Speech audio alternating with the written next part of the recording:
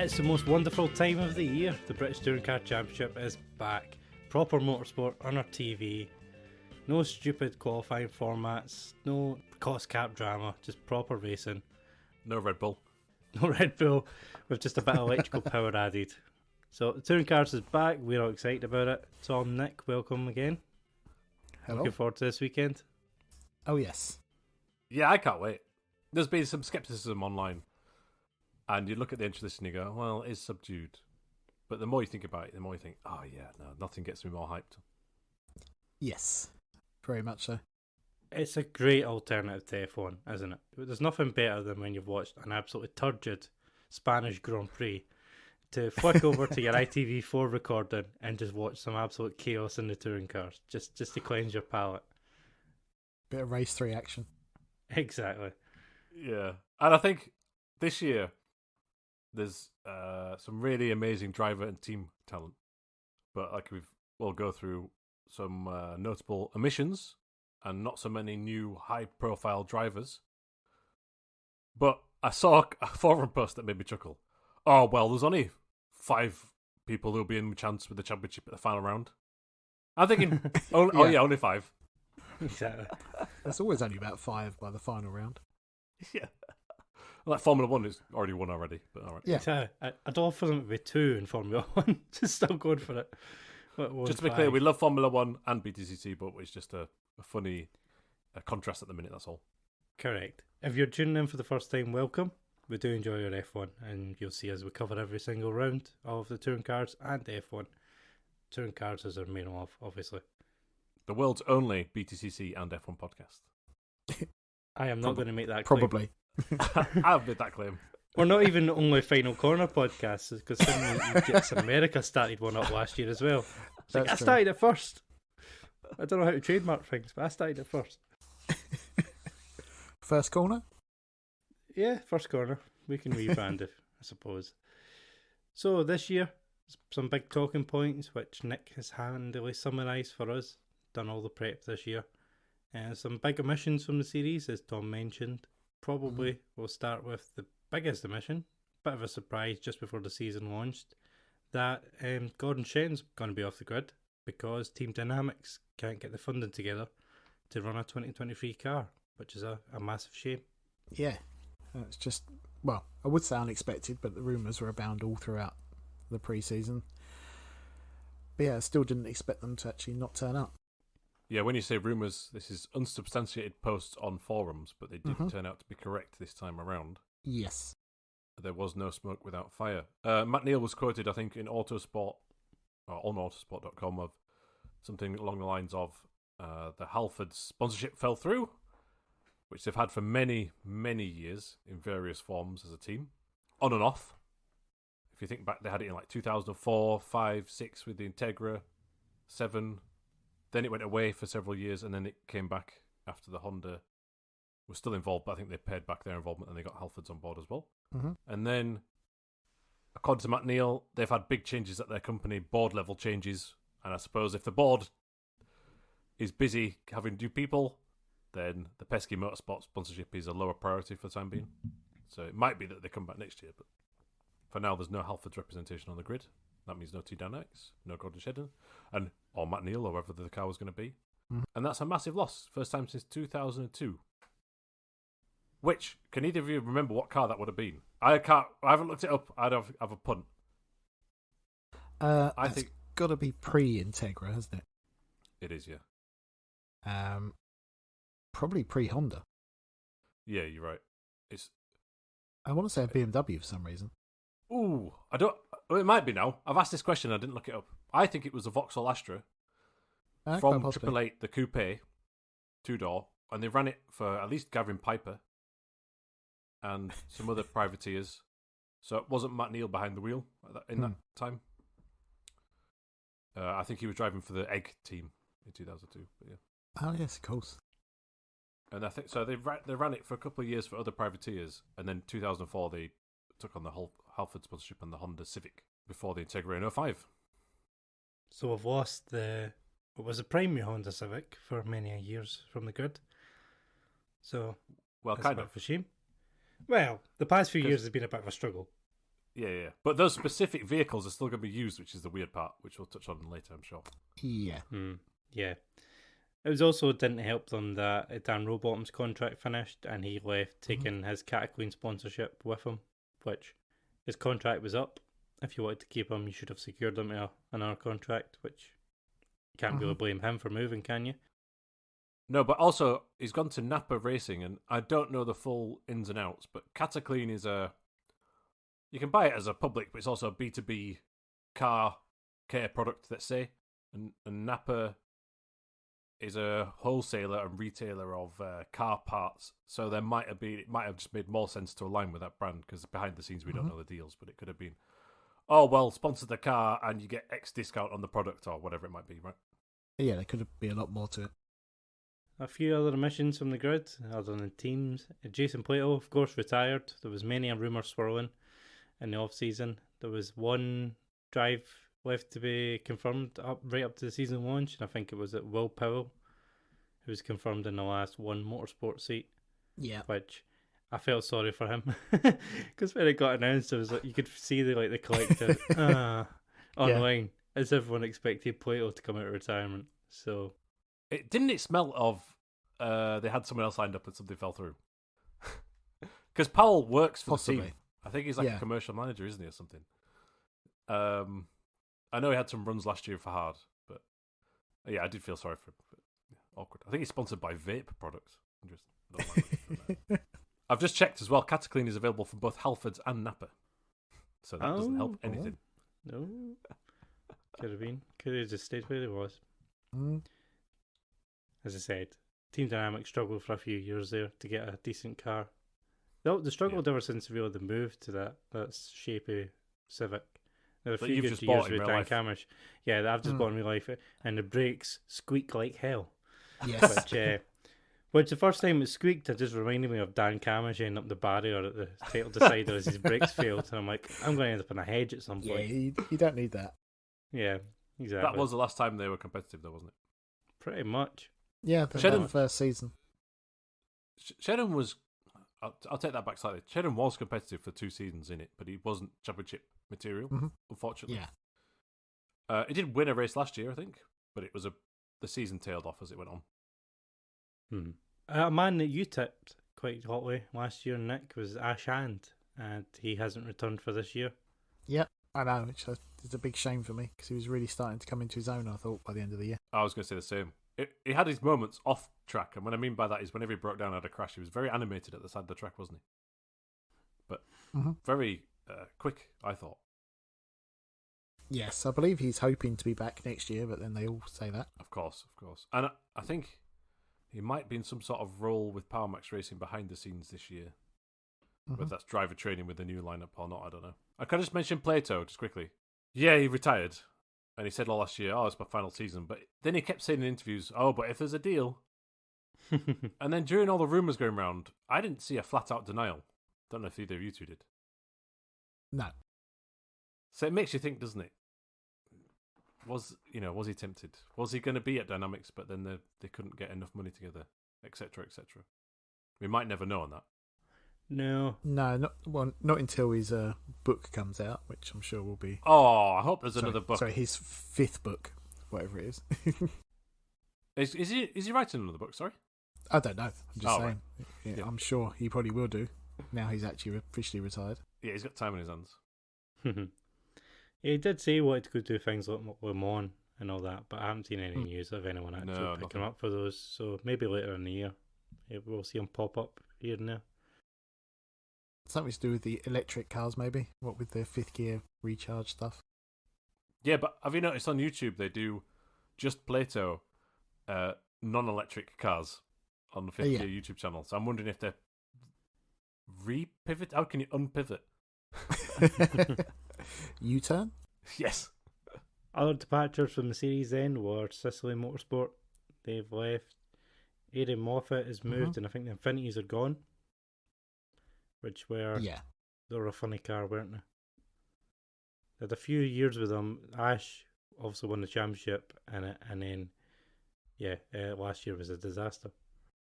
felt like without Ash Sutton pushing that team forward, they couldn't get much out of them. I think Dexter Patterson had one good qualifying session, didn't he? Yeah. But it also means that team's folded effectively as well, right? So Aidan Moffat owns the two TBL licenses, but they had a team. Mm-hmm. I know the sponsor's still active, but that's a team shut down. You've got Team Dynamics on hiatus. I'm assuming they're not employing the mechanics and stuff. And obviously Sister's lost. So you could argue 3 teams have shut down in the off-season. Yeah, pretty much. Team Dynamics are going to be supporting the other Honda cars during the season. Yes. Is what they've said. So there'll be some work, but... Yeah, but how many of the staff will that be? Yeah, I think it's just 1 or 2. I think it's Barry Plowman and Matt Neal. But we'll find out. We're supposed to just say it now that one Motorsport's using the Dynamics chassis and engine from last year. Yeah. So somewhere there's going to be their Honda Civic FK8s, and they're not in use either, which is a bit odd. Because they'll still be competitive, I think. Yeah, they were older though, weren't they? Yeah. I think you made a point, Nick, offline that maybe the Dynamics has got when they're a new build chassis, some extra tweaks in there. Yeah. Some better weight distribution or something. Well, I'm pretty sure BTC, as they were, got the original chassis from their first season. And then when they were rebuilt for following seasons, that's what they've now got. Plus they've got the, as you said, the engine. And is it Neil Brown? Yeah. Be interesting. Because they used the Talk engine last year. Mm-hmm. Yeah. Which was terrible. Yep. And we were handicapped Josh Cook's title charge all season. Yeah, it seems that way. So hopefully with a decent motor in the back of it, or the front of it, that he can actually compete this year. And not just at Fruxton. Yeah. Which we're only going to see once this year, because the bad for second Josh round of Cook. Fruxton is terrible for Josh Cook. He's lost 2 wins out of he's guaranteed 4 wins a season. He's lost 2 of them. So I don't remember last year because there was 2 visits to Thruxton, wasn't there? But then was it the second visit? He qualified high up and then did he clash with Sutton? And it put him right back to the pack on the opening lap. And then all weekend, I think he might have won the 3rd race, but sort of ruined his weekend a bit there because he could have won 2 or 3 races instead of just 1.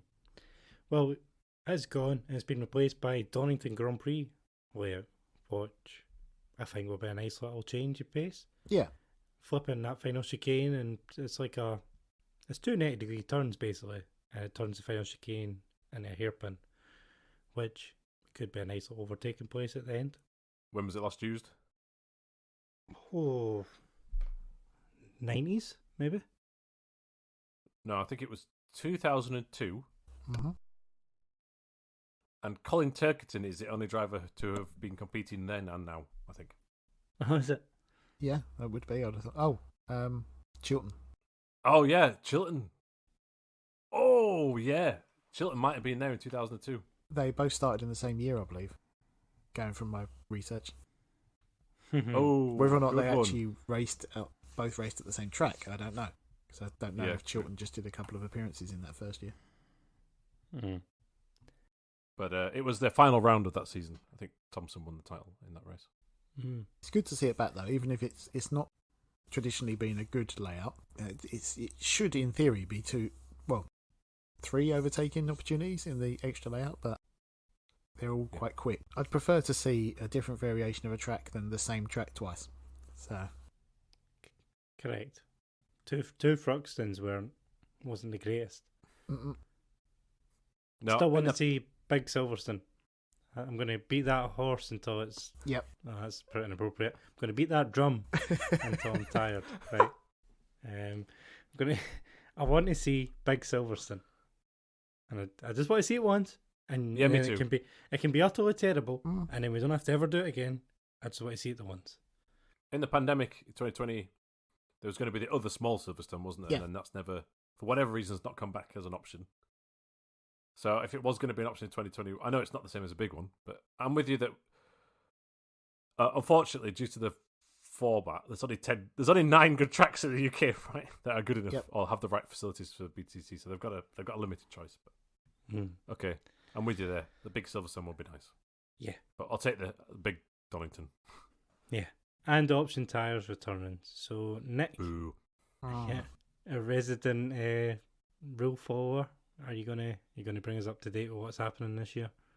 Well, as you say, the option tyre, it will be back, which I'm sure Tom is delighted about. Yeah, this is the soft tyre. Mm-hmm. Correct.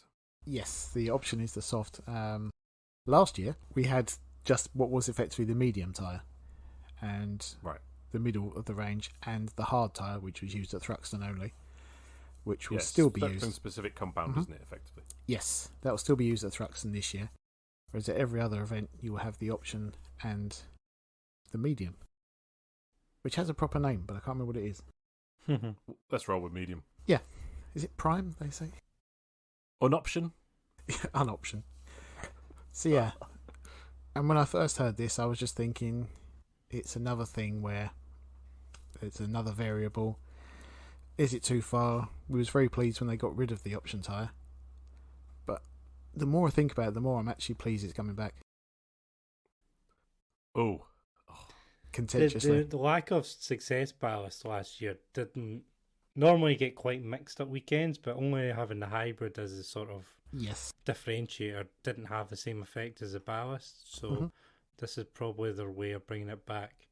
And I see that 2 rounds you're going to have to use all three tyres. Yes, that's another thing. It's Snetterton and Croft. So all 3 races are going to be completely different then, with different compounds on each car. That's going to be a bit chaotic. That's too far. But the other thing where you have to use it, how does it work? So you're on the medium, let's say, for a weekend at Alton Park, but in one of the races you have to use the option. Is that correct? Yes, it must be used at least once during either race 1, 2 or 3. Okay. But unlike previous years, you don't have to specify in advance what race you're going to use it for. Okay. You just declare so it. No one in the commentary box will know. Well, they should know by then, but what I mean is you're not going to know half hour before the start of a race. It's declared when they leave the pit lane. Mm-hmm. Well, I don't mind that. No, because I think before it was declared like hours in advance of the races, which did affect a lot of teams when rain was coming and things like that. Because if they'd known that, they could have changed their strategy. So there's a dynamic, I suppose, that we'll have to keep an eye on during the race, and hopefully the TV graphics are all up to date. Mm-hmm. That's the key thing, isn't it? Round 1's normally a pretty shoddy. It normally falls over, but then for round 2, we were quite praiseworthy of it last year. After like round 2, or at the start it was bad though, wasn't it? Yeah, but after that, it worked pretty much perfectly all season. It did. What didn't work perfectly was the hybrid, because there was a lot of cars that just continually broke on. And they've got some changes. It's the same system, but they've got some changes how they use it this year. Yes, which I have read, but I still don't fully understand. It's one of those things I think we're going to have to wait until a couple of races to get our heads around. But yeah, according to the Gumpf I've read, it's the top 7 cars will have reduced hybrid time during qualifying and the races, and the minimum speed has been increased for those top 7, which I believe was something to do about crossing the finish line and starting other laps. Something to do with stopping that from happening. Oh, okay. So there's less hybrid deployment. Or more? None? The same? Less. So the cars outside the top 8, instead of having hybrid all race, they only have it for 50% as well this year. So they can't just push the button every lap. So there's more strategy to how you can use it this year. And the top 7 on the grid having reduced based on their championship position. That's fewer cars, is it? Yes, it was 10 last year, wasn't it? I think so. It might be up to 12. But yeah, you're right. It's a smaller amount of cars, so that would mean the spread is less. The differences between the cars might be greater. Yeah, we'll have to wait and see, as I say, when a few races have gone. Because you can both see what I put in there. That there's a little chart explaining it all, which doesn't explain anything. I'll have to wait for David Addison to exactly. Yeah, through us. I mean, laps with hybrid on certain tracks to other tracks, how many laps you get is different. Oh, A circuits and B circuits. Yeah, and it just doesn't really make sense on paper. But once we get to see it in action, I think we'll understand it a bit better. So if you're in 8th position in the championship after round 1, you can deploy from 115 kilometers an hour, but if you're in third, you have to wait until 135 kilometers an hour before you can press the button. Yes, it seems to be. Interesting. And then the seconds you get per lap is also variable based on your championship position. But then that changes based on different sorts of circuit. Okay. Yes. If you're in first place, you've got maximum speed, and you're only allowed to use your hybrid once for 1 second. That's like, what's the point? Yeah. What is the point? Exactly. So this is a really, really big change to try and essentially simulate what Ballast used to do. I think you're right. You both said this already, that last season they added in a hybrid element, but weirdly we got the most purist season, since ballast was first introduced in or pit stops in 1998. Because if you're on pole, you could probably win the first 2 races. Mm-hmm. Not every time, but you had a better chance than ever to do that. And in the ballast era, what would happen is you'd get more of a mix of a grid. And what that would mean is there would be more chance for drivers back in the pack to finish on a podium or even win. Yeah. Mm-hmm. Or get better results. And I think what might have happened between last year and this year is that has put a squeeze on certain teams to try and get sponsorship, because they can't say, oh, we got a podium last year and we've got potential because, our best result was 10th. Doesn't sound as quite as attractive. The trophies were handed out to more on the grid in the ballast era. So that might, I'm probably speculating, that might have had an impact on sponsorships and deals behind the scenes to try and get people on board to spend money. It's certainly possible. I mean, that and the highest rate of inflation for 40 years, and the IMF predicting that the UK economy will grow slower than Russia's this year, but all of that good stuff. But, as well, it would help the title challenge as well, because we were knocking, the last few rounds were knocking challengers off pretty quick last year. Mm-hmm. Yeah, we were. Whereas, as you say, you go into some end of seasons and they've got like a top 8, who could win it? Realistically, it's never all 8, but, Well, 2018 was the one where, I don't know if there was a load of people at the end, but that was where they went too far with the rules, I think. Because I think Turkington won the title and he only won 1 race all year. Yes. Yeah. I remember that one. And they had the different tyres, but also, was it 75 kilos of ballast and stuff? Mm-hmm. Yep. And in combination, there was almost too much overtaking. Mm-hmm.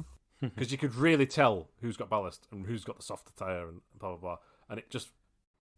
Listen, all motorsport in this era is contrived. But it's when you can feel, or you can tell, or you see through it, that you sort of think, that's too far. Yeah, what you want to see is those races where, it's not so much that one car starts to come through the pack or whatever, it's where cars are overtaking each other and then re-overtaking and that sort of thing. Yeah, there's still a chance of defending. Yeah. You might be slightly slower, but you're still not slow enough to just be driven past. Yeah. What you ideally want is for whatever ballast system they've got to slow the fastest cars down to make sure they're competitive. Mm-hmm. What you don't want is to completely handicap the guy in front so that he's got absolutely no chance of doing anything. So hopefully this combination of the softer tyre... So I agree with you that you've won me over that, okay, it's interesting to have it back. Yeah. I'm just not sure about those 2 particular rounds where you've got to go crazy with them. Yeah, but I suppose we have to wait and see with that. Yeah, exactly. And let's hope it works well with this combination of hybrid, which is more complicated to understand than last year even. Mm-hmm. But again, we see it in action, and I'm hopeful those tweaks together do provide some more fireworks. Yeah. And I think that will put some of the doubters online... Well, the purists will be more angry than ever, but it'll certainly... There's this movement of, oh, well, it's dying, and I think... all it takes is three great races to prove that wrong. Well, Tom Ingram said in a recent interview about how he feels last year was possibly the purest form of racing that he's seen in the touring cars, but it was also one of the least enjoyable. Oh, did he? Oh, that's damning, isn't Not it? necessarily for him, he was saying, but for the fans to watch. Yeah, I think that's probably He true. said it's an entertainment industry more than anything else, so he was pleased to see the tyres back. It's more about entertaining the fans. I suppose the BTCC has been positioned that way now for a couple of decades, so that's okay. And as well, there isn't a lot of money in it. So if ITV start losing viewerships and tracks stop getting attendances, it could quickly deteriorate and the series could be in trouble. So they absolutely do need to keep us happy who watch it every week and follow everything. They also need to capture a lot of people who just go to watch mad cars banging into each other and pulling off crazy moves. There is a balance I've got to find. I don't envy the people making that decision. It's very tricky. Okay, yeah, I agree. So, will we go through all the runners and riders for this year? Oh, yes. Can I just pick up on one thing, if that's okay? Sure. Isn't there a change to qualifying? There is a top 10 shootout, which is, I think, coming back. There's a top 10 shootout at Donington, Brands Hatch, Alton Park, Knockhill and Silverstone, which I think in the past has been trialled at maybe just Netterton? I think they did not use it at Brands Hatch before. They might have done it somewhere else as well, but certainly they have done it at Netterton. So we'll go with that. Yes, I believe it was done there in the first season in 2020. Yeah. And then I seem to remember them doing it at Donington as well, either last year or the year before. Right. So, but it's five rounds this time. So you get a normal 30-minute session, but then the top 10 have another 10 minutes. Yes. Now, I think that's quite cool, but I think I would prefer if it was just, okay, top 10 get one lap. Yeah. A shootout. I mean, that was what happened in the Super Touring years, but I'm actually not referencing that. I'm going to, of course, my favourite, the Australian Supercars Championship, which for certain events has a shootout format where half an hour session or whatever it might be, and then top 10 go out one after each other, and it means that, it's on edge. You've got to put in that one good lap. I quite like that. Yes, I do agree, but at the same time, I think the majority of people who watch the touring cars never watch the qualifying. Yeah, so why change it? I think clear to me that the only reason you change that format is to try and get people to watch it. Yeah. And I feel like a one-lap showdown would add an extra element of jeopardy that I would definitely watch live. Even if they just showed it like late night ITV on the Saturday, even if they can't show it live, or like an hour before the program on the Sunday or something, but not just like because they have like a 30-second roundup of qualifying at the beginning of the program, and that just doesn't really it's weird, isn't it? Cover it. I know we can watch it on the ITV website, which I do. Yes, so do I. If I get a chance. If you get a chance and if you're not free, then they do put it on demand, but it's not consistent. Or I can't remember now. We discovered it last year of where you can find it. I can't remember where they put it. It's not easy to find. It's terrible. No, it should be on TV. Really, if you're going to do it properly, it should be on TV. Especially if you're doing extra this new format. Correct. Or it should be on ITV immediately, and it should also be on the BTC website as soon as it's finished. I've got a better idea, which I don't know if you can recall they did by accident last year. It was on YouTube. yes. How does it? Was it? They put the first Donington qualifying session on YouTube, same day, I think, after it finished live. And it got up to like 10, 15, 20,000 views, and it was pulled, and then it never happened again for the rest of the year. Yeah, someone's had a phone call, haven't they? Yeah. But to me, I think, okay, you've got it live just on the ITV website to appease ITV. Then you can put it on YouTube in the evening. And look how popular it was for just qualifying. Yeah. Anyway, exactly. Yeah, exactly. The ITV deal's a brilliant thing because you've got touring cars on TV. Yeah. It just could be better. It's extremely restrictive. I saw a lot of tweets about, I don't know if either of you two watched the British GT opener. I didn't, but that was free to air on YouTube. Simultaneously, it was on Sky F1. So that was a model of pay TV and free on YouTube. And the internet seemed to be very enamoured with that. But I think that the YouTube element might have just been for the first round. Could be wrong. Just to hook people in. Yeah. Or was it just on Sky for one round? It's one or the other.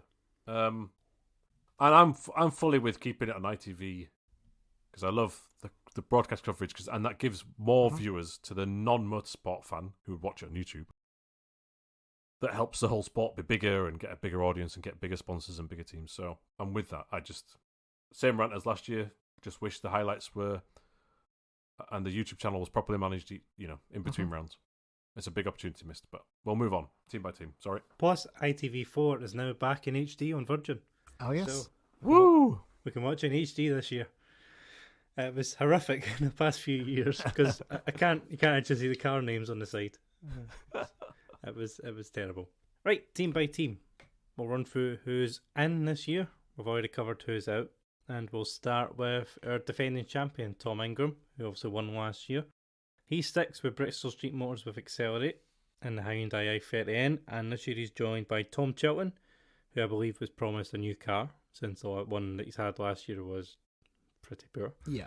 And he's also joined by season debut for Ronan Pearson, and also Nick Halstead, who's got himself full-time drive this year. Nick Halstead did one round in a Hyundai in the past, didn't he? In a Croft. Oh, that's a good question. And he was definitely at the back of the grid doing nothing, and then spun out. He definitely had some goes in a team hard car, didn't he? I couldn't remember him.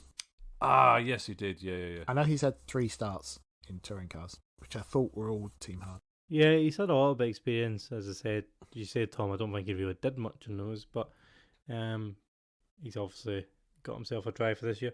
He's won GT5 amateurs, and he's got some TCR experience.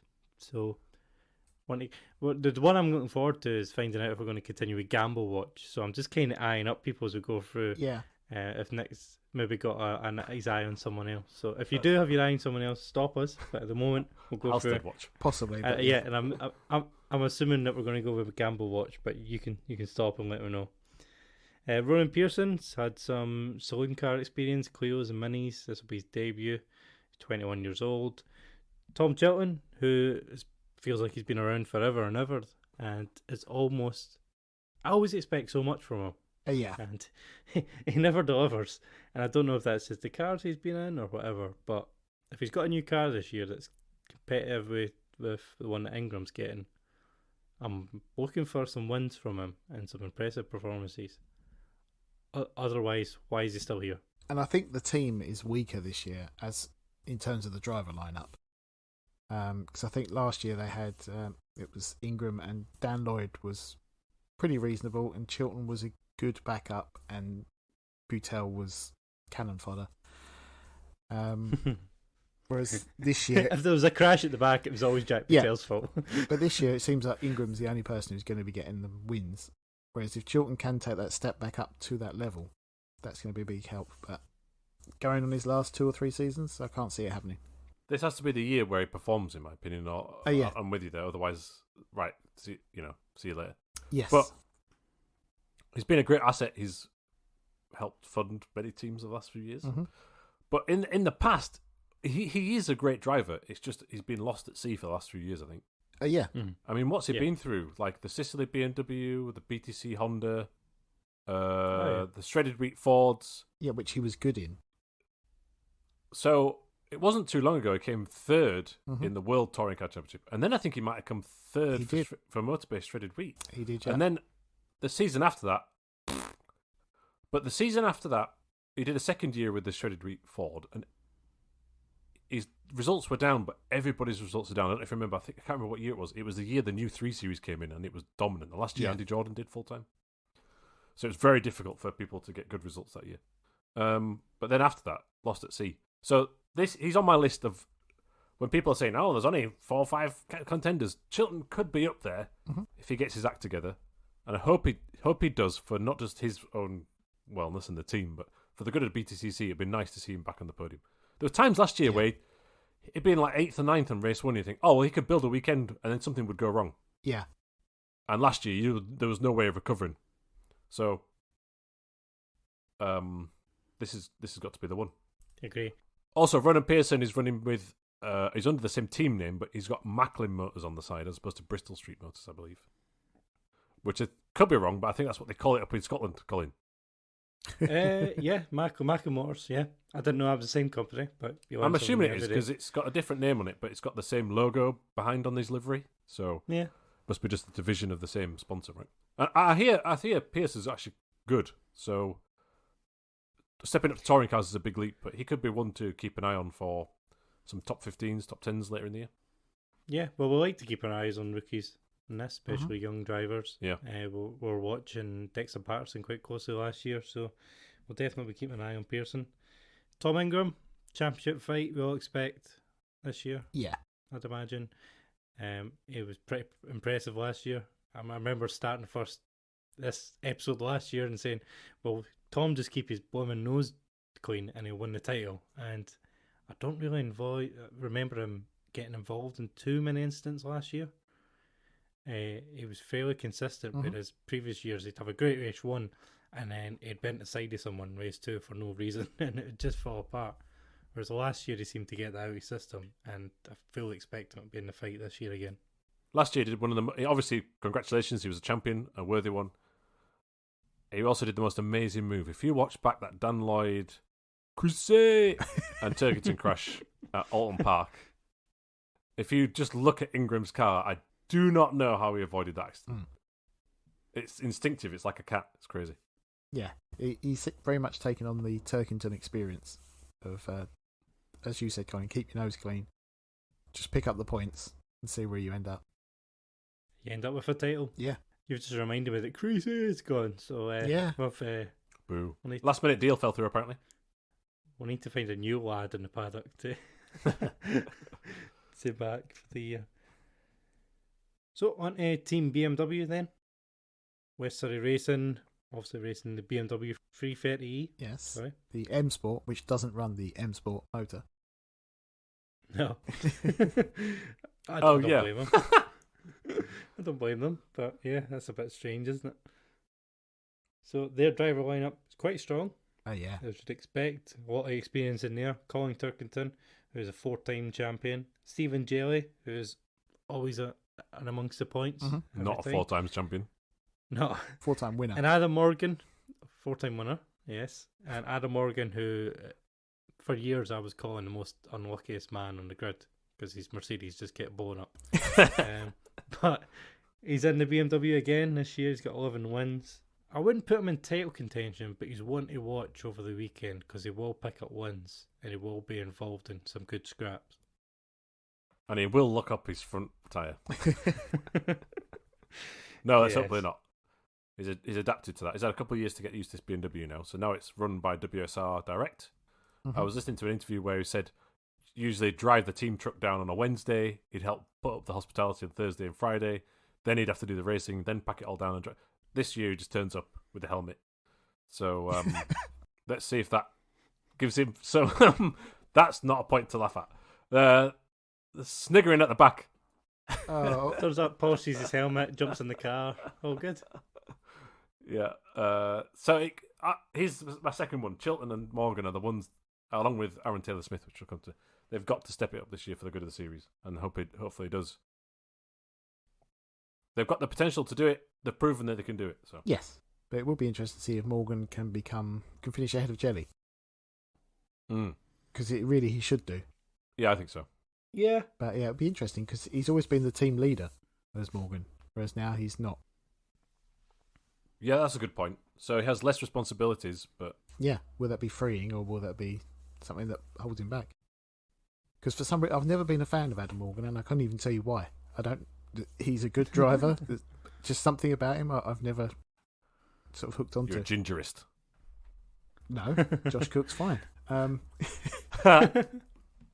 Yeah, you seen his haircut this year, though? What's going on with I that? have not. Goodness me. So it's Stephen Jelly. What do we expect from Stephen Jelly? Oh, yeah. The usual. A podium. There we go. Yeah. Yeah, he'll be there and thereabouts most weekends. He's done some good rear gunning action in the past for Turkington. I pretty much expect a bit more of that. But Colin, I expect to be back amongst the fight this year again at the front. Yeah, Mr. absolutely. Consistent. Mm-hmm. I feel like the runners and riders for the actual title this year will be the same as last year. But Yes. I'm really hoping that someone can make the step up and, someone you wouldn't expect to try and challenge Me too. the guys at the front. That's what we're saying all along. Like, we've got the usual suspects, your Ingrams, your Sutton. Well, I was going to say Camish's, but on last year's evidence, but, Yeah. hopefully Camish and Turkington. Let's get some other ones in there as well. Mm-hmm. Then we've got Toyota Gazoo Racing, who are lining up with Rory Butcher again this year, who I didn't realise was 36. In my head, he's mid-20s for some reason. Yeah. I think he had a long established career before entering BTCC. Yes. He was quite late to it, wasn't he? Yeah. Former Independence champion, Jack Sears Trophy winner. He's won 10 races. He's joined, surprisingly, by Ricky Collard, Yes. who Yeah. we all expected I'd jacked it at the end of last season and was gone and retired. Yeah. He must have been promised a new car. He must have found some money. Something's got him back in the motor, but he's back with Toyota again this year. Could be one of those where I've retired him out 3 weeks later. Oh no, I actually quite like racing. You never know. Exactly. So he's back. I'm excited to see him back. I think he underperformed last year, but was starting to come good by the end of the year. And I think he could be a challenger to Butcher in terms of getting the points in if he gets the consistency. I hope so. It's tricky to go to front wheel drive. I felt for him last year, and he had this issue. It turns out he's got this old karting injury in his hand, which meant he couldn't really press the hybrid button well. That's not ideal. So they adapted that halfway through the season, I think, to have he's got a different button to everyone else on the grid. He might even have a paddle. Could be wrong there. And that his form certainly upticked from there, but I think he still was unlucky towards the end of the year. He's another one that could be up there for Windsor if it goes the right way. I hope so. Yeah, we bigged him up a lot last year, and he never really got to what we expected. Didn't click, did it? Which was a shame. It didn't. So fingers crossed this year, and he's joined by Nick's favourite, George Gamble Watch, from last year. Still running my number. That's one of the good reasons. Still running your number. But Smelt Watch in year one for everyone that's listening. We kept an eye on Sam Smelt all year, and he did absolutely nothing. The only picture I took of the race weekend I was at Knockhill was of Sam Smelt's car because I felt we had to. We replaced that with Gamble Watch last year. We kept an eye on George Gamble. Won a race or two? It turned out he was actually pretty good. He won a race. He's a former GT Janetta Challenge winner, Janetta Junior winner. He's 26. If you Google his name, there'll be some interesting newspaper articles about him from his off-track driving. We don't mention that. We don't mention that. But actually performed pretty well last year. I was relatively impressed. No, I was. I think he might struggle this year early on because he's in front-wheel drive. And I'm not sure how much experience he has in front-wheel drive. And it's just going to take a while to adapt, I think, to the level of Butcher and Collard. But I'd expect him to be third out of those three to start with at least, and then challenging later on. The BTCC is such that you don't just jump in and do well. And his results were spotty, but I think he had a couple of at least 2 or 3 car breakdowns as well. But through that he's shown, I thought, and was a good shout. So well done, Nick. But you're right, front wheel drive this time. And there's a couple of things with the car I'd like to point out as well. Obviously, they've got a new engine this year, haven't they? Oh yes, they do. I think that's key. So someone else who's also jettisoning the Tokyo unit. And they've got a Neil Brown unit, which there's confusion as to which Toyota engine it's actually based from. I don't know if either of you have looked at this. I did see something about it. I know people were saying there isn't one and then there is one. And that it's basically, what was it, the BMW or something engine that's rebranded? Yeah. What? No one knows for sure. No, not sure. Well, I think the fact that there's not been said at the minute suggests that it might be that BMW unit, but which is a masterstroke if so. Fair play. But hopefully someone clarifies that as the season goes on. I'd go up to Christian Dick and ask him straight away if we were there as journalists. But anyway, yeah. I don't care. You're going to get an email from me at some point for a press pass, and I'm hoping it's not. I'm hoping it's not met with a lawsuit or anything. It'd be nice if it was granted, if you could. Yeah. I think, just to clarify on that, so there isn't a car by Toyota. There's only one car sold in the UK by Toyota that is a 2-litre turbo engine, which is the Supra, which is a joint venture with BMW. So that 2-litre in that car is a BMW engine, the same BMW engine that's in the WSR 330e. But then someone looked at that in other markets there are 2-litre turbos by Toyota. So it's one or the other. It's either an import engine or it's a BMW engine, but it's sold as a Toyota. Which is clever, really clever to do that, because that engine's known to be very good. But what I really liked as well about the launch of this team was, it was in the Toyota factory where they make the Corollas in the UK, and the car's got the livery of the official works colours. I'm not saying that all those 3 drivers are getting paid $2 million each or whatever. They clearly all bring back in and they've got deals and stuff, but it's still really good that Toyota, as a company, is supporting and willing to use this team for their marketing efforts. Yeah, it was interesting the fact that it was launched as a team, wasn't it? It wasn't, Exactly. oh, we've got this driver, then 2 weeks later we got this driver. It was all announced as one thing, one event. These are our 3 drivers. This With is our car. videos, interviews, Mhm. all in the factory, putting the sticker on the car and stuff. Yeah, really nicely done. And the same with Team BMW. They did a launch event live stream at the BMW UK head office with Morgan Jelly in Turkington and Paul O'Neill hosting it, and they pulled off the wraps of delivery and stuff. So it might not be bad. People sometimes need to get their nose bent out of shape, and it might not be these halcyon times. The problem with the 90s is it was not for profit. It was a complete waste of money in many ways. It was amazing, but you'll never see that before or since. And so it's still good that in this era there is still manufacturer involvement of some sort from at least Toyota and BMW, I think. Rant over. Sorry, Colin. Agreed. Rory Butcher, I'm hoping he'll take a step forward this year. He gets involved in a lot of incidents. I'm hoping he gets that out of his system a little bit this year. As close as you can get to Gordon Shedden. Yeah, I suppose family. Yeah. Was it brother-in-law or something? Something like I that. think so, yeah. Brother-in-law. Yeah, brother-in-law. So at least there is somebody in the family still there this year. It always comes on strong at the second half of the year, by which point that's too late. It's still, yeah, exactly. So Power Max Racing are also back this year, sponsored by Car Store, and they are running the Vauxhall Astras again. They are lining up with another rookie, and Andrew Watson, who has not got much experience by the looks of it, but has some GT experience. I think he's raced in WEC, hasn't he? And you've noted here, most importantly, managed by Mark Blundell. Yeah, which to me is a big reason he's there. There's not much to be said about him really so far. It's just wait and see how well he does, but I'm not expecting a great deal from him. But then sometimes these drivers are the ones that suddenly appear out of nowhere and do well.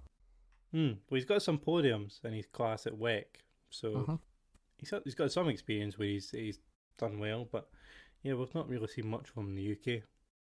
There's not much on him for here, so he's a bit of an unknown, isn't he? Yeah, well, I think we were talking earlier about the young Scottish lad whose name escapes me, Ronan Pearson. Pearson. Yeah, as potential talent. Watch him. He's inexperienced, but he's rapid. Whereas Blundell's lad is, I don't know. It's hard to find stuff and see where that talent comes from. To be honest. No, we're just gonna have to watch him because as you never know. We don't know much about him. What's online about him is fairly brief, so we'll need to keep an eye on him. Joined by Aaron Taylor Smith, who I'm shocked is only 33, because again, that is a surprise. It feels like he's been around forever, and he's another one who's funny. I always expect him to. He's won races before. I always expect him to be further up, but he's had a string of seasons, and whether it's the cars that's not been there for him, or whether it's his performance, he's just not been as high up as I was expecting. Remember he was in the team with way back when with Plato and Turkington, wasn't he? It was, yeah. 15. And then after that, he's not really delivered on what I thought he would. Yeah, in his early career, he fell out with Plato quite badly, didn't he? But he did win races and show potential. And then you're right, it sort of faded off. I think he had some time away. He did, yeah. He was away for a couple of years. Yeah. And then COVID as well. He also had a year with Dan Lloyd. And I think Josh Cook came back in to replace one of them. In the MG, the last year it was in like the MG colours, red and white. When it wasn't really Triple Eight, it was Warren Scott's team running it out of their farm. And the cars weren't so straight, apparently, or they weren't so well maintained, and the form really dipped. And then from there, he's in Team Hard, which I think this is an interesting move because there were times when Hand and Crousset showed potential last year in the Astra, but you wouldn't say that was a front-running vehicle, I don't think. No, but it was definitely a midfield runner, capable of points and and things like that, whereas some of the cars didn't feel like they were capable of points. Yeah. I think last year, apart from Bobby Thompson's occasional superlative standout results, the hard car was probably... You'd probably go, oh, well, I'll have the Astra over that Cupra, please. Mm-hmm. But in the off-season, the hard has recruited Kevin Berry. The Toka engine from M Sport's got some developments on it. They've been to Catesby Tunnel to do some aero work. And so it might be the wrong move at the wrong time here. I still feel like the hard... Well, we're currently covering Power Max, but I still feel the hard cars are going to all be equal. Well, yes, apparently that one that was destroyed with... Was it Glingedi behind the wheel? Is still one of them that's in use. Yeah. But they're also building some new ones. So... Well, they have to. They've got 28 cars on the grid. Yeah. I just... Maybe... Yeah, they're running a lot of cars. And so that's going to be tricky. And we don't know the quality of the parts, etc. But I do think Kevin Berry, as a technical director, is... That's a coup. He's taken Colin Turkington to championships for WSR. He also worked on that Subaru Levorg when it first came into the championship. When it was unbeatable, and they had to sort of peg it back. And even just as recently, in the WTCR, I think he was the engineer for Jan Erleche, who was the champion, I think, back to back. So he's the man, but you're right, the rest of the team's going to live up to it. I just think Taylor Smith, I don't know, you never know what deal's offered, right? But it could be a time of, oh well, what if the Cupras are now actually better than the Astra? And they finished their lineup with another rookie and Mikey Doble, who is my one to watch for this year. Oh, really? Why? Well, just did my research of him. The fact that he won 2 championships in the same weekend last year. Yeah, not I bad. thought it was very interesting. You're not useless if you can do that. Yeah, he won the GT5 Ginettas. I'm not sure which way this worked round, but he won that at Silverstone, and then had to go down the road to Donington the following day, and then won the BMW Compact Cup. Which is a series I'd like to try one day. Yes. When we're 40 odd, and we've managed to save up the 10 grand needed to race a season, and you don't need to spend it on a house, I'll probably do that. Yeah, he's also got racing in the family, but then again, so does Jade Edwards. So I don't know. I just got a good feeling about him. I think he's going to do well. I think Aaron Taylor. Can I go back to Aaron Taylor Smith and just say that I hope he's feeling okay? Because on the BTCC website, his profile picture, he's either seriously ill or half his head is black and white. It could be either. Now I'm going to have to look. Yeah. You're going to hear clicking of mice here as well. Yeah, apologies for that. So I've got to look and find him. Oh yeah, that's not a bright picture, is it? To be fair, none of them are great. Yeah, No, but why is he half black and white? Yeah, it's not the best picture, is it? It's okay when you click on it and see the big one. Oh, is it? So it's like the compressed version. Suddenly the colours went funny. Anyway. Yeah. Aaron Taylor Smith. So yeah, 2 rookies we'll keep an eye on. BTC Racing have rebranded for the year. They're now One Motorsport with Starline Racing. And they're going to be headed up by Aidan Moffat and Josh Cook. They're probably going to be their 2 lead drivers for this year. Jack's here, trophy winner, Josh Cook. 18 wins. Should be a title contender. Assuming the engine they've got bolted in that this year is half decent. Aidan Moffat's had an up and down BTC career. He's had seasons where he's been absolutely nowhere, and he's had seasons where he's been competitive and got wins. So, you remember he switched one year to the Infinity to try and test it for the year in advance. Mm-hmm. Spent weeks driving at the back, and then it got to the end of the season and they binned it anyway and started again. So it's completely useless for him. So yeah, I'm interested to see how well Aidan does switching to the Honda Civic. Yeah, he's similar to how Adam Morgan is. He's no longer in his own family-run team. Is that going to be something that's going to free him up, take the pressure off?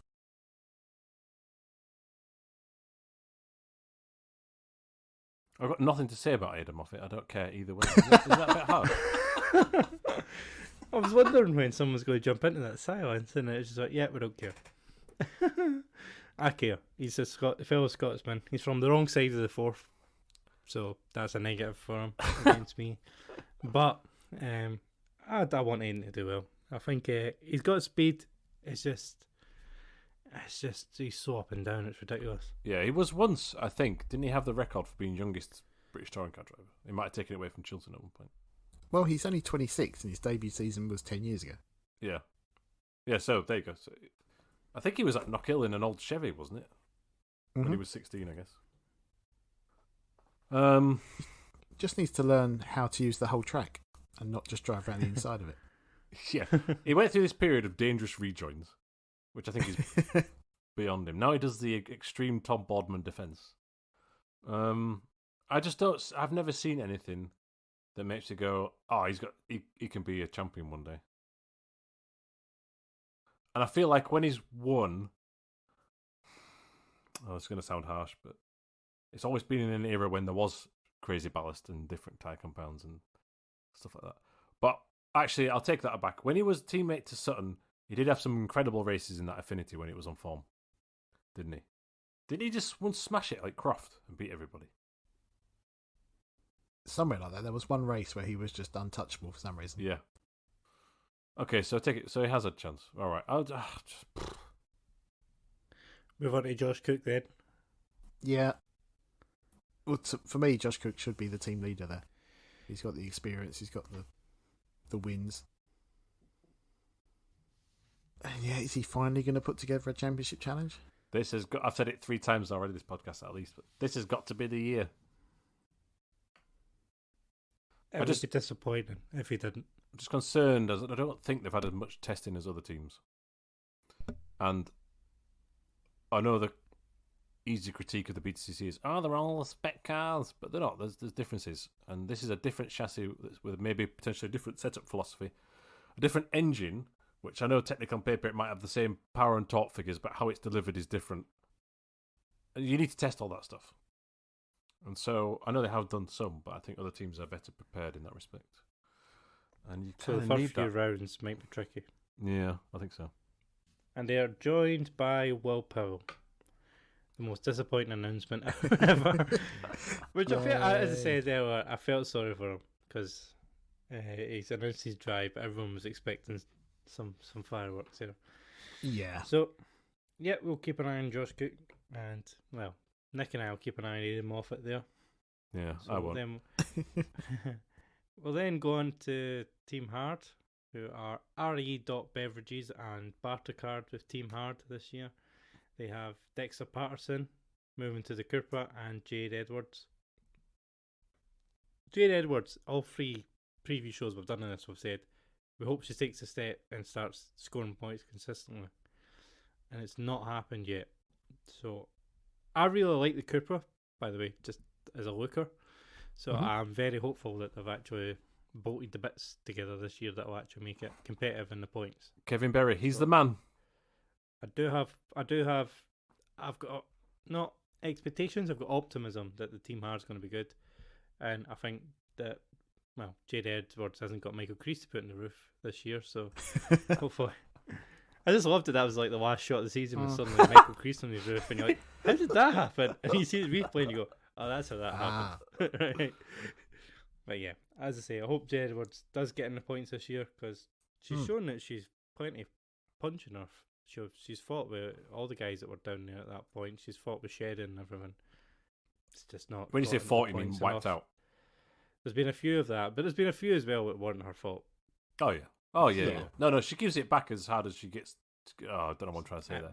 To be and fair, goes too far a few times, Yeah. like the one in Shedden at Silverstone and things like that. But that's I like that she's fighting.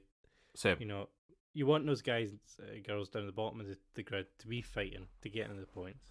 You don't want them just to be driving around doing nothing to do. Yeah. No, I've given her a hard time over the years, but yeah, I do like the way she races. It's just, there's just not enough progression. Last year was a regression, I thought. And that was disappointing. Whereas Yeah. Dexter, Now he could be one to watch, but like, is this the right car? yeah, I know. I feel like he's probably suffered by the Infinity leaving because Mhm. it'd have been really good for him to have 2 seasons in the same car.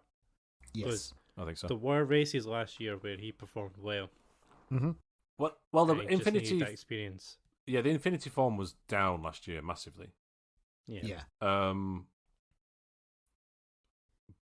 But there were times when he was beating Moffat, when you could argue that he shouldn't be really, because Moffat had a couple of seasons in that car and many years in the BTCC, right?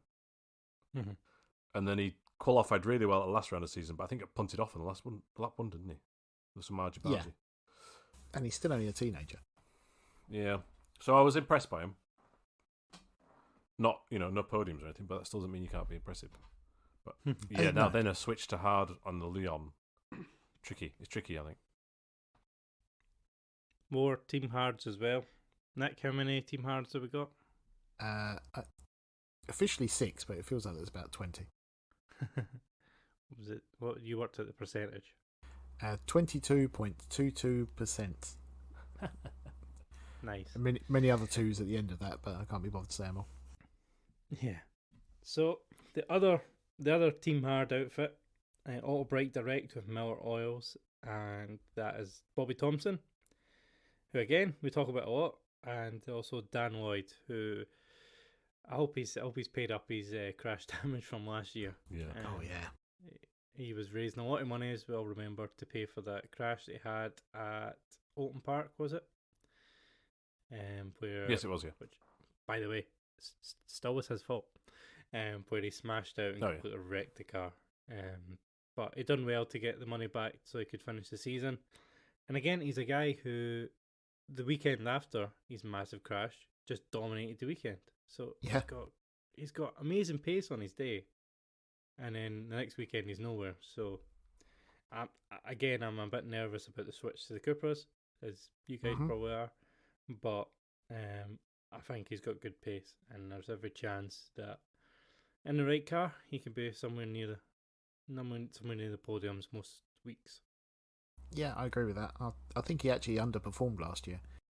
I think he should have been closer to Ingram on more occasions because I think he's quick enough. And him and Bobby Thompson should be the stars of the Team Hard lineup. Which one's going to be quicker though? Because I think they're quite Bobby evenly Thompson, matched. Yeah, Bobby Thompson was Jack Sears' winner last year. Got podium. And is this his? He was in the Ford last year, or was he in this? No, he was in this, yeah. No, he was. He This was in is his second year in this. Yeah, so Before that, he was famous for He's being really in used the Croft potato field. Yes, barrel rolling. that's what I was. There was, I don't know why Ford was in my head. an But Audi. that was what was in my head. It was Audi, wasn't it? Yeah. So I remember that. That's bright. No, it wasn't bright. Sorry, Bobby. You got injured in that, didn't it? It wasn't did. bright. It did get injured, I think, I apologize. That wasn't bright. Okay, I'll take that back. So yeah, it's going to be a close one. I'd probably pick Dan Lloyd because he's shown he's got race winning pace, but. I do recommend watching his YouTube channel. Yes, DLR quite TV, is it? informative. Is that what it's called? Mm-hmm. There's been some good videos recently where, he was up in Cumbria at M Sport doing some engine testing. And then at this tunnel, this Catesby tunnel, which I don't know if either of you have seen it, but it's mad. Yes, I saw the video. The wheel spin through Yeah. that tunnel was just hilarious. What happens if you crash in there? That's what I want to know. Like, James May. Yeah, yeah. Everyone has to run down the tunnel for ages to get to you. yeah. It's crazy. What I love is it though that apparently there was a secret. This is based on a secret one by one of the American teams. Oh, Right. which was used for IndyCar. It might have been the kart IndyCar split, and I'm getting it wrong. Oh, and I'm like one of those people who are American on podcasts that don't really know what they're talking about, and they say something. And Colin sends me a meme. But there was a American open wheeler team, like a Penske or a Rahal Letterman or one of those bigger ones, who allegedly had a tunnel like this that was secret. Dan Weldon drove down and stuff like this. and there were some incidents within it apparently. And then it was, does it exist? Is it outlawed? I'll find a link and we'll discuss it another time. But anyway, there's a legal one you can go to that Napa went to last year, I think. And then now Team Hard has gone to it because it gives you. Also, Team Hard went to the wind tunnel, but then they can like correlate that and double check that in this tunnel.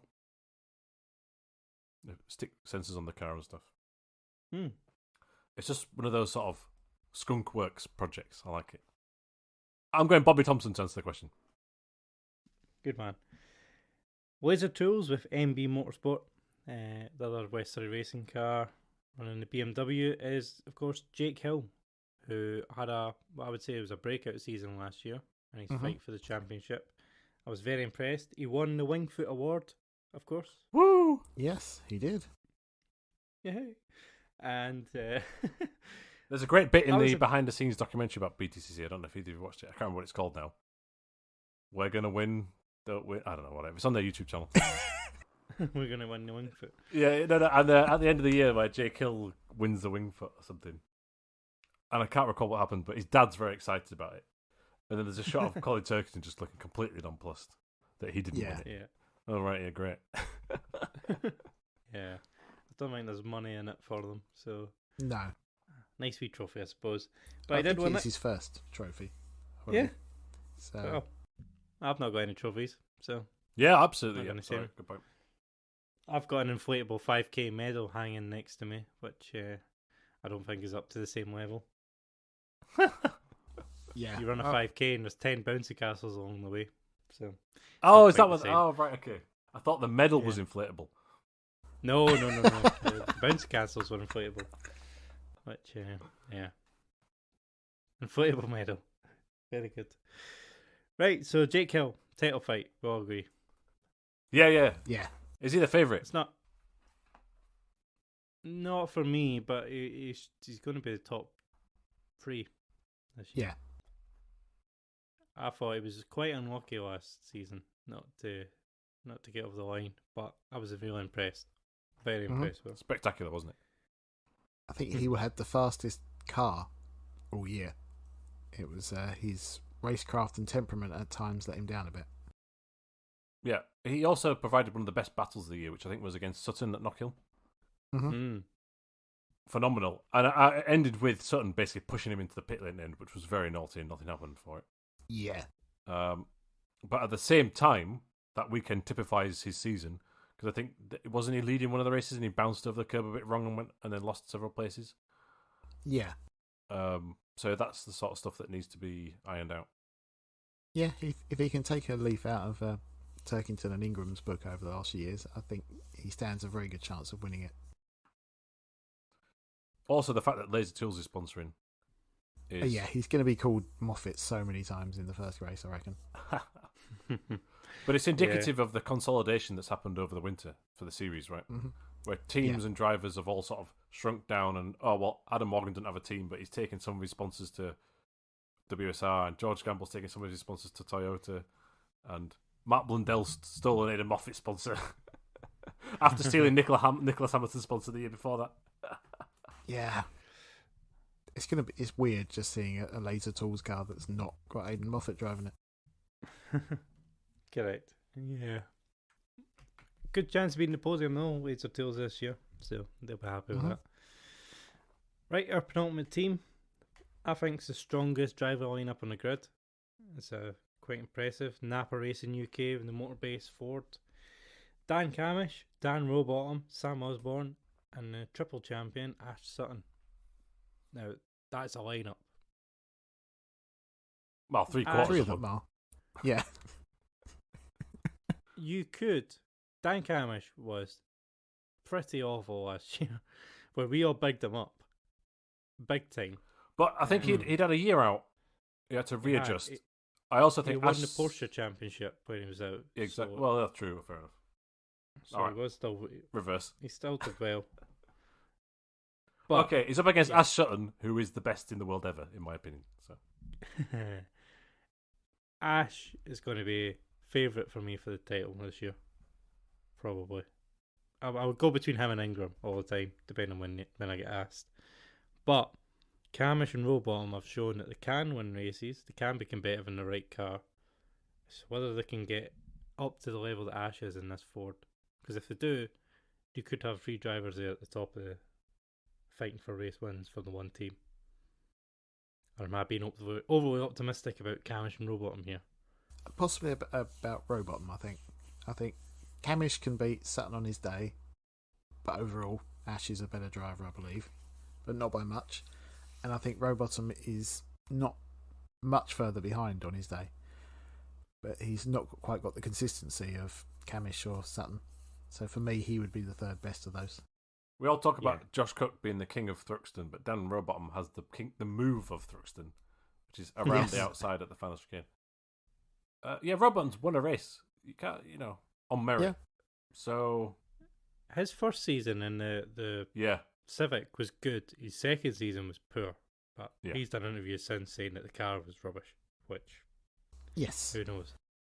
Shedden wasn't as competitive that year either, so very true. And now Josh Cook's got it. Woo!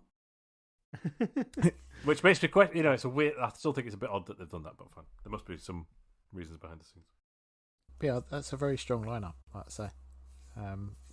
And Sam Osborne.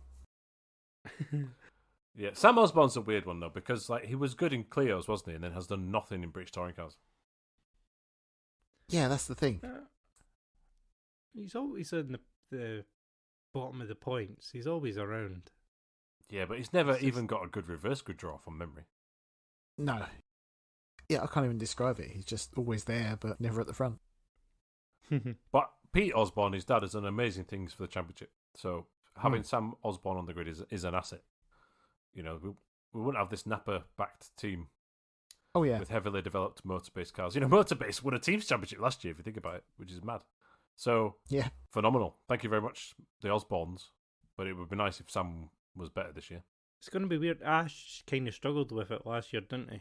Kind of getting it how he wants, because as we've seen, the previous cars, they like some being really soft, and bouncy. And there was times last year where he struggled to get the focus in that area how he likes it. It's got quite savage tyre wear as well, I think. I've had good testing this year as well. He's said he's very happy with the car, which they say every year, but he actually has had a proper pre-season testing, which they didn't really get last year. Yeah, and just to go back to the point of Camish, it's easy. Yeah, let's not judge him from last year. It's the other years. So he's definitely a title contender in my book. Without that brake failure, he'd be a champion. Was that at Croft? Yeah. Oh no, you mean Brands Hatch with the Honda? Yes, Brands sorry. Hatch. He was in position to be champion until his brakes failed. So also last year he did have a terrible start to the year. So from the halfway point on, he was always just supporting Sutton. Yeah, which he did really well. Well, kind of. He made some mistakes. Was it Brands and Silverstone? I was a bit like, oh, but yeah, you're right. To give up positions, to give up points and to, in theory, help out your teammate with setup and stuff is applaudable, laudable. Move on. Both. So we've got another team card. Bloody hell, Team Hard. Yeah, we're getting out of energy here. We're longer than expected. We're flagging. Team Hard.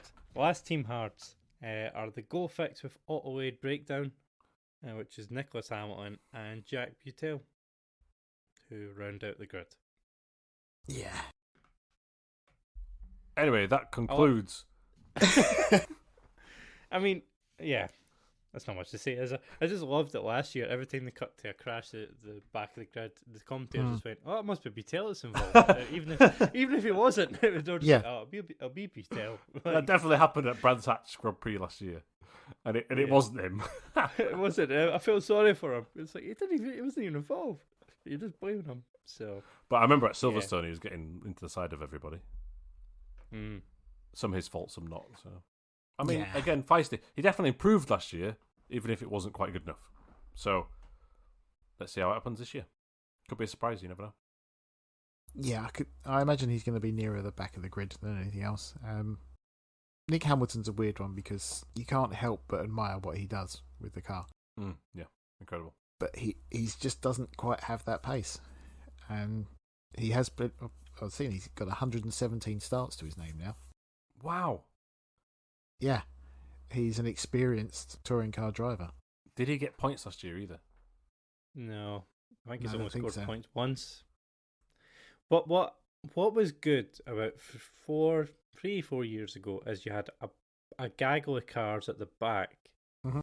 who were always fighting, Yes. and Yes. unfortunately you had Andy Neat in the middle of them, so they often ended up with a disaster. But you had a fight at the back, and you got to see them on TV. The sponsors got coverage. They got coverage on TV, and it was entertaining. Whereas last year, I feel like everyone outside the points, nothing happened really. Mm. You didn't get that same fight. It felt like everyone was kind of disconnected, so you didn't really see Edwards fight with, the guys that she would normally. Well, be fighting 2021, it was Baldley, Osborne, Smelt, Bittel, Edwards, Parfit Jr., Jack Mitchell, Nick Hamilton, Andy Neat. Correct. And they were always battling, and there was always incident, but at least you saw them actually racing. Whereas last year, the only time they cut to the back is if there was a crash. There wasn't ever a proper fight. So, again, I'm hoping we get a bit of that back this year. Well, it'd be a bit harsh to suspect who those drivers would be, but I think there's 3 or 4, Yeah. or maybe But- 5, but up to I- 5 this year actually that could be together. So, if Correct. it's all relative, isn't it? I felt a bit sorry for some of them, but like Nick Hamilton, most weekends was just driving on his own. Yeah. Yeah. That part of the field got so spread, there wasn't really any fights, which I didn't really like. So that rounds out all the drivers. Who's got the best livery? We're getting into judgment and prediction time. Ooh. Best livery. Jake Hill. Oh, but is it the Yeah, Napa? I'm- For me, it's the Napa or the Team BMW cars. Yeah, I do like the BMW this year with a bit But once of again, I haven't seen them on TV, and that's when you really make your decision, I suppose. Yeah, I quite like the One Motorsport one this year with the grey foot. I'll tell you what's interesting about that. It's got package written all over the back of it. Is it? And for those who don't know, I used to work for a company that I used to do the marketing for that company. So it's got package written on at Moffat's car, like on the rear 3/4 panel. And I haven't seen a picture from the back, but in the mock-ups they've released, it's on the boot as well. Mm. Now that is a brake company. Right. Now all the brakes on the BTCC cars are not packaged, are they? Are they AP Racing? I think it's like a common part. So I do think that's a bit of a weird tie-up, to be honest. That's probably a reason why you never see Brembo sponsoring anyone. Yeah. But that team is sponsored by Starline, which is something to do with Eurocar parts, and Eurocar Package is the #1 seller brake brand at Eurocar parts. So it's some B2B deal, I think, there. Plus they love a bit of hospitality because I used to work for their hospitality and motorsport events. Mm. So, yeah, odd. Yeah, don't know why, I just brought back the memories. But still prefer the Napa and the... Oh, yeah, the Laser 2 one does look good. I just don't like it for some reason. I don't think it suits the BMW, but I think that's just me. I think I'm so fair used to enough. seeing it on the Infinity that it just looks odd on a different It makes car. it look like an Infinity, weirdly. Mm. But that's just by association, I think. Bring back Ginsters. No, I'm kidding.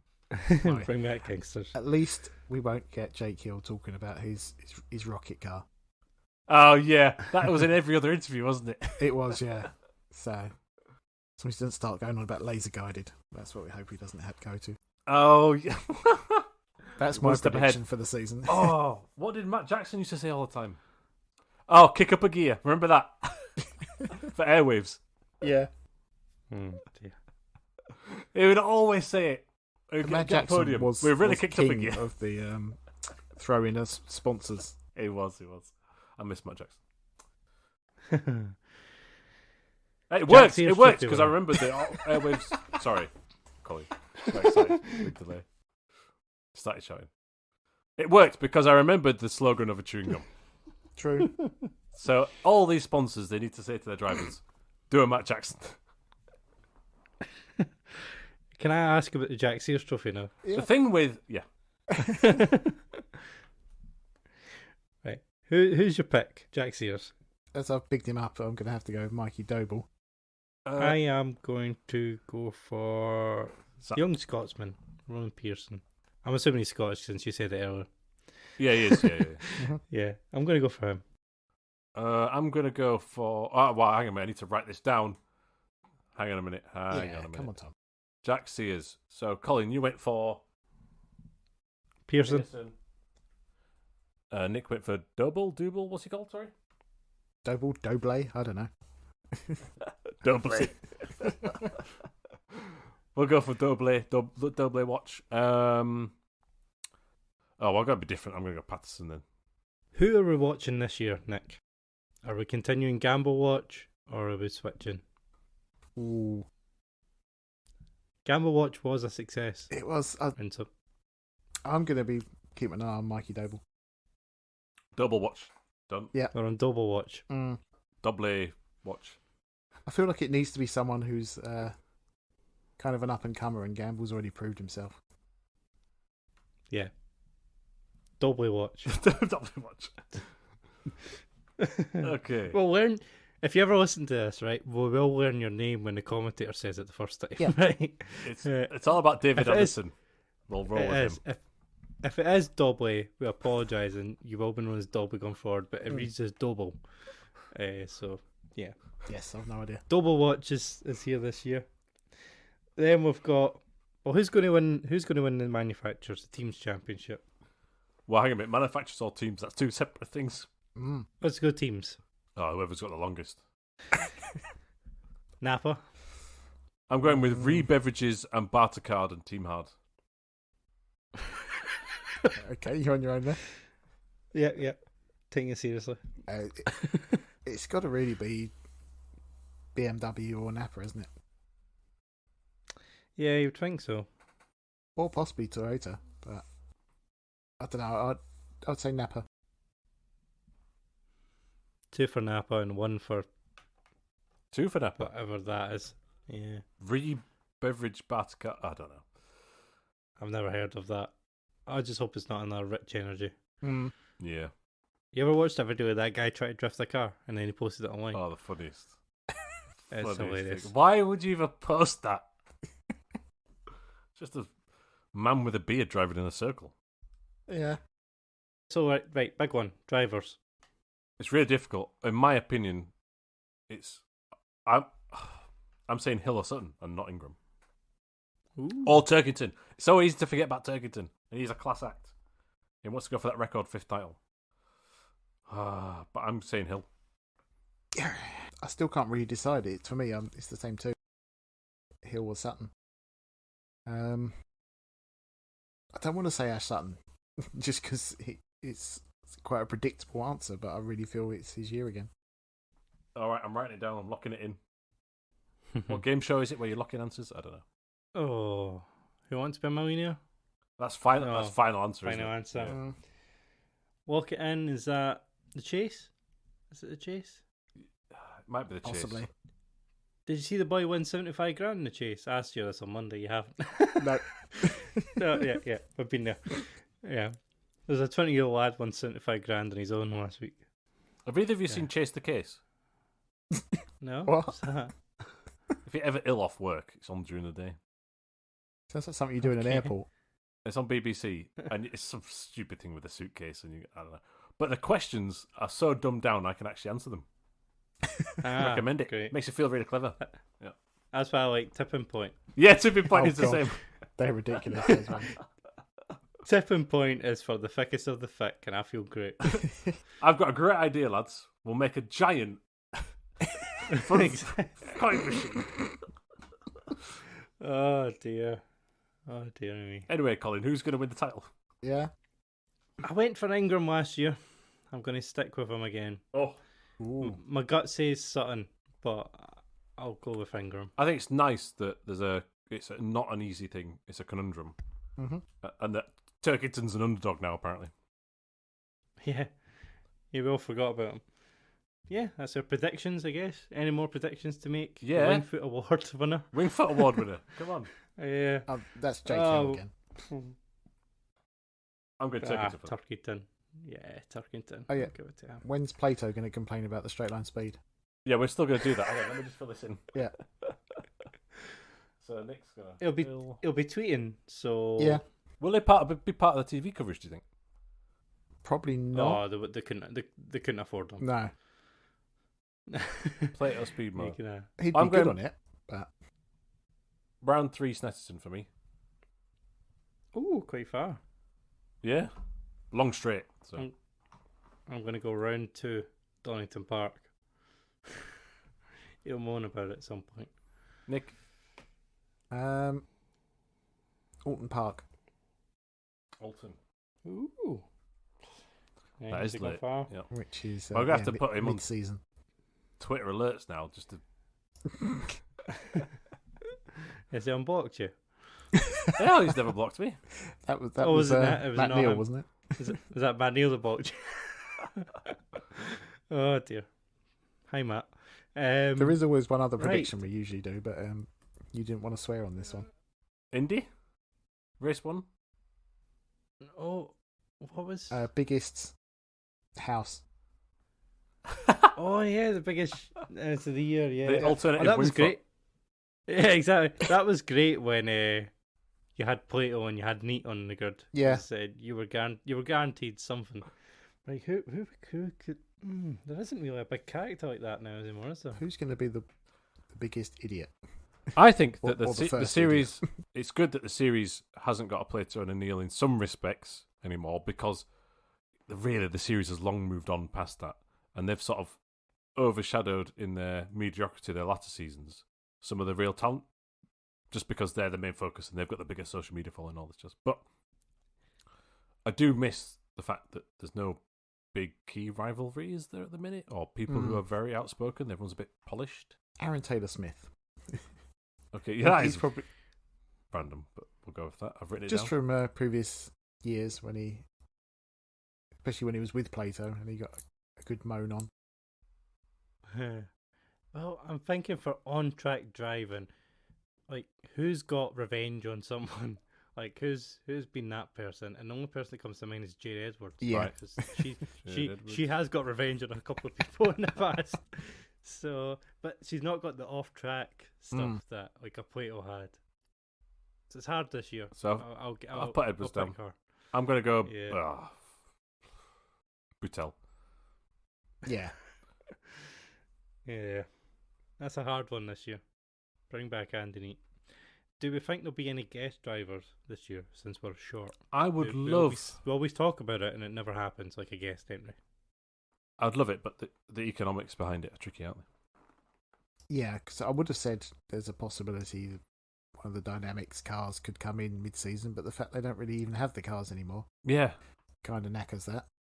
The BTC's got some spare old Dynamics cars, haven't they, somewhere? Mm-hmm. There's a couple of Infinities going cheap. Yeah. You know, who else would have a car to run? Well, Team Hard own several cars. I'm not talking about this year, but they own a No, lot they've got of, Mercs and the 1 Series, is it? I Yeah. can't remember now what they've got. They own a lot of older touring cars, don't they? They're probably not up to snuff, though, are they? Oh, no. Yeah, it's hard as well with a hybrid. It's not like you can just knock up a car and rock up. Well, there is that testbed car, isn't there, floating about? Or 2 testbed cars that could probably be brought up to Got scratch. 1 Series and a Corolla, yeah. Hmm. I suspect it's probably an old BTC car. It's if there is anything, that's the only one that's left to use, right?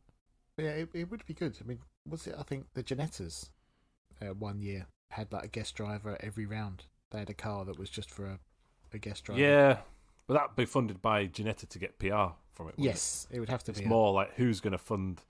I mean, remember when Power Max was it in 2020 had a different driver every weekend? That was fun. Yeah. Yeah. Yeah. Well, I don't think we're going to have any of that this year. In Australian I don't. supercars, you've got wildcard entries, but the economics of that series is so wildly above BTCC, I think, in terms of still attracting sponsors. I mean, they're still an oil-based country, Australia is, that it can just go to any random oil manufacturer and get a sponsor for the weekend. It's mad. I've oversimplified it a lot, whereas I don't think you get that for BTCC. No. But, you know, it'd be nice if Plato came back for a final fling, or you get some drivers from overseas in to do a few rounds, but I think we're daydreaming a bit there. Yeah, it's been a while since there's been a non-UK and Ireland based driver, isn't it? Yep. It's I can't remember when it would have been. 2017. Which was the year when that Swedish guy drove Yeah, across? that's the guy I'm thinking of. Yeah, Dennis. I want to say Lindstrom, but I feel like I've made that up. Yeah, it wasn't Lindstrom. but we'll roll with that. Yeah, we'll go with that. But anyway, he drove for Maximum Motorsport, didn't he? It would be nice to, but that's the way of the world at the minute.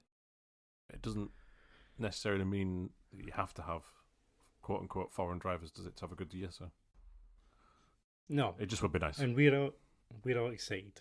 I'm excited. A great I'm year. excited. British Touring Cars all kicks off this weekend from the Donington Park circuit, national circuit, which is a nice one to start at. Mhm. It's normally a bit chaotic. Yes. It's like an ice rink. So Simply sausages at one point, wasn't it? Yeah. Donington. Yeah. You get some glamorous sponsors in the UK, don't you? So yeah, we're kicking off this weekend, Donington. That'll be a good one. Yeah. Crunchy All carrots. looking forward to it. Crunchy carrots. Shout out. You'll never hear it, but shout out to Crunchy Carrots. my favourite marketing agency in Falkirk. Mine as well. But by the way, Don't know it whether they was are, but- Dennis Strandberg. Strandberg. Oh, we got the first name right. Yeah. Will you guys be attending any races this year? I'm hoping to. It depends on quite a few situations at the moment. And I'm hoping to be at that same one. Yes. We'll try and arrange. Transport one is tricky. Yes, I'm hoping that I can do it right. I might be able to drive. Is the idea?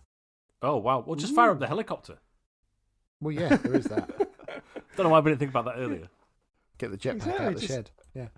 Exactly. Well, you've got a license, haven't you? Well, we'll discuss off air, but that'll be interesting. Yeah, that's a bit of a topic at the moment. Okay. Yeah, we won't go into details. I'm sure if you search Nick's name back in the newspaper article history, you might find something in. Next to George Campbell's. If Oh, he's that's him in the If he's pub. been exactly, if he's been that coy about it, but yeah, good bit of enjoyable season. Thank you all for joining us. Apologies, this is a bit long, but as a season preview, we've got a lot of detail to get through, and hope you all enjoy it this year. We'll be back next week with a review at Donington Park, and then after that, we'll be back with Formula One as F1 goes to Baku for whatever crazy qualifying format they've decided by then. Because I'm still not 100% sure what they're doing. Everyone will have car upgrades. That's the main thing, I think. Yes, that's going to be interesting. Very interesting. So, we'll see you all then. Any more for you guys before we wrap Just up? want to apologise for rambling and going on for so long, but and being a bit cynical. But I think everyone hopefully can tell that we're really, it's a cliche, but we are genuinely passionate about the BTCC. Nick? Yeah. No, I second that. Good. Okay, thank you all.